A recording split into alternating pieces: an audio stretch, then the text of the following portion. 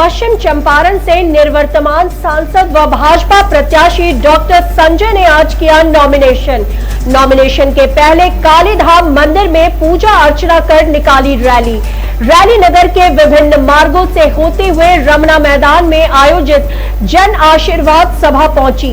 जन आशीर्वाद में बिहार के deputy CM सम्राट चौधरी और विजय सिन्हा सहित चिराग पासवान ने सभा को संबोधित किया।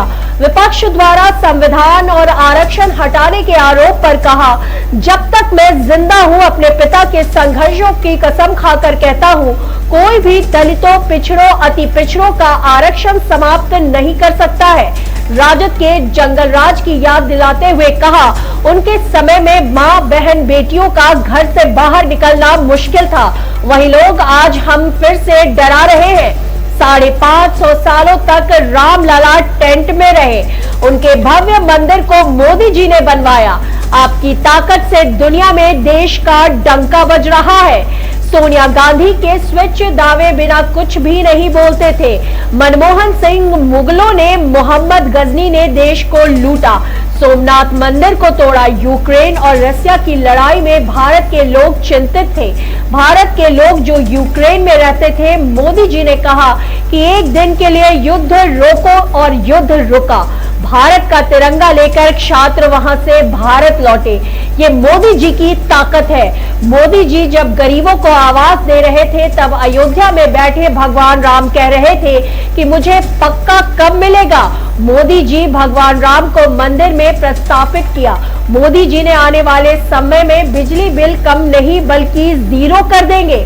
2 चीजों की गारंटी देता हूं, 80 करोड़ आबादी को 5 किलो अनाज मिल रहा है।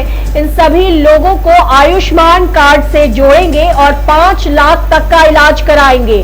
2025 तक बिहार में 10 लाख सरकारी नौकरी देकर ही वोट मांगने 2025 में आऊंगा।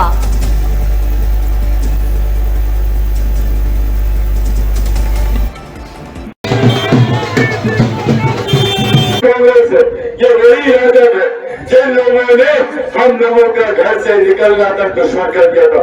माँ, बहन, बेटियों को जंगल राज के वक्त घर से निकलना मुश्किल हो गया था। आज यही लोग पुनः हम लोग के बीच भ्रम डराकर ये लोग डराने की राजनीति ये लोग करना चाहते हैं और लोगों को डराकर उनका मत देना चाहते हैं। कभी संविधान को लेकर, कभी लोकतंत्र को लेकर, तो कभी आरक्षण को लेकर विभिन्न तरीके के भ्रम बनाए जाते हैं। जिन लोगों ने खुद लोकतंत्र की हत्या करने का काम सन 75 में किया, देश में आपातकाल लगाकर आज वो लोग लोकतंत्र की चिंता कर रहे हैं। आज ये लोग संविधान की बात कर रहे हैं। जिन लोगों ने संविधान को कभी सम्मान देने का काम नहीं किया, संविधान की गलत धाराओं का इस्तेमाल करके इन लोगों ने देश में आपातकाल लगाया, हम लोगों के अधिकारों को छीनने का काम किया। और आज ये लोग बोला, कभी संविधान, कभी लोकतंत्र, कभी आरक्षण।